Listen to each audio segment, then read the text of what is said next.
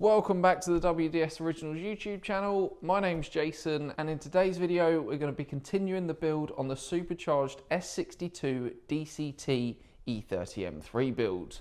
Now we're currently stood in my workshop where we've got the V10 E92 on the go, and that is a chaos in itself. So if you guys want to check those videos out, feel free to head over to the channel as there's a playlist dedicated to this build too. But for now, we're going to jump straight back into the E30 and head over to Toby's, who's currently doing loads of fabrication on that car. So without further ado, let's get cracking.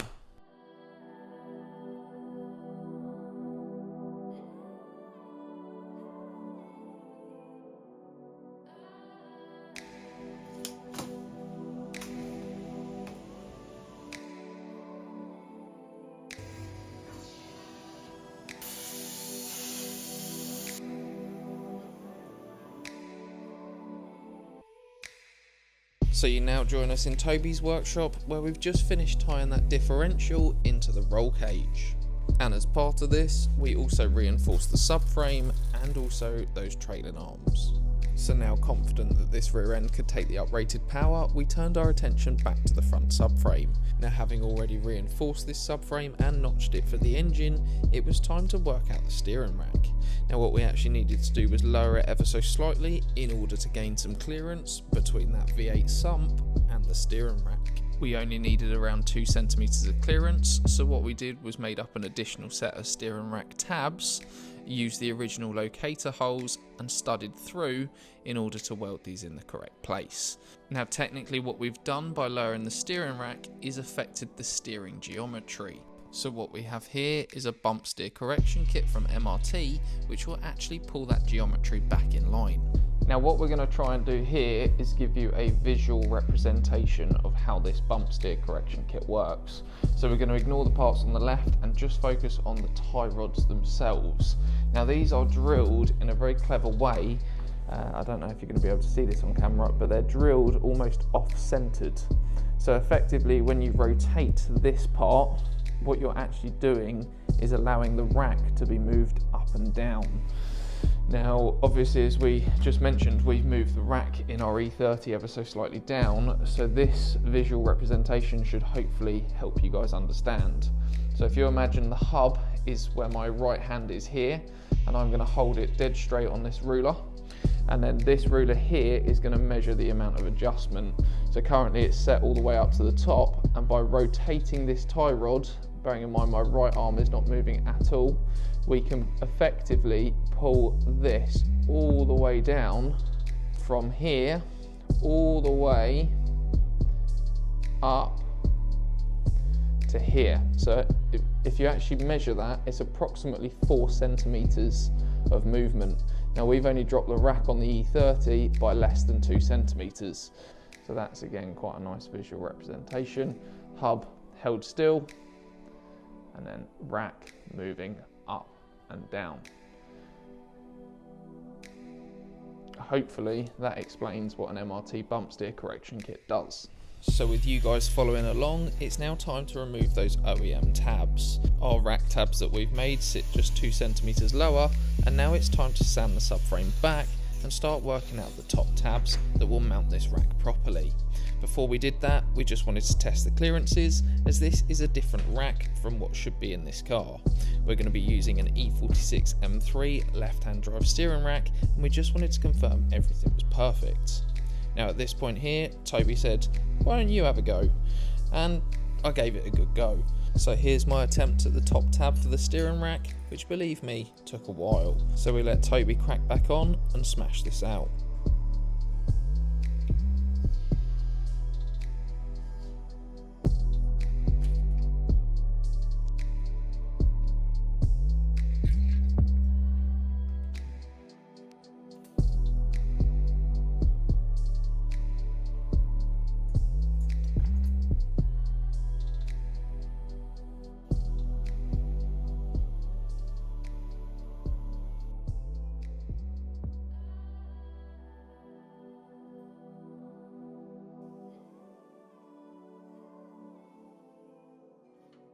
With that steering rack and subframe combo now sorted, it was time to bolt it in the E30.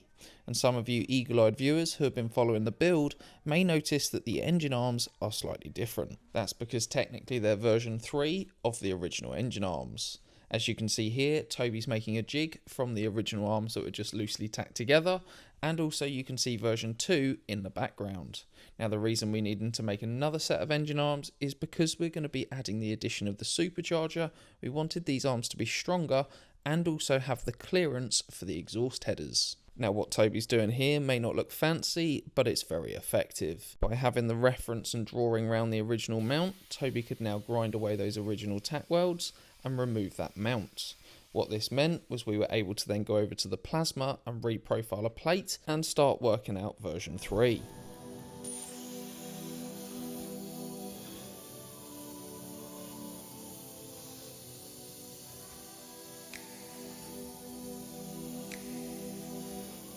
Now version 3 was going to be made from 8mm thick metal, and it was also going to be reinforced. So after taking it from the plasma machine, giving it a quick little grind back, Toby then tacked it to his jig. So with that part now fixed in position and no longer able to move, we moved on to the L shape, which needed to be welded to the plate. Now this was quite important to get right, which is where the use of this crude but genius jig came in and locating the hole. With this all lined up, Toby was able to also tack this in place and then get on to reinforcing these mounts. And this is where you get to see inside a fabricator's mind, and if you're anything like me, this screen just looks like gobbledygook. But give it a little while and Toby works his magic and something all of a sudden seemed to happen.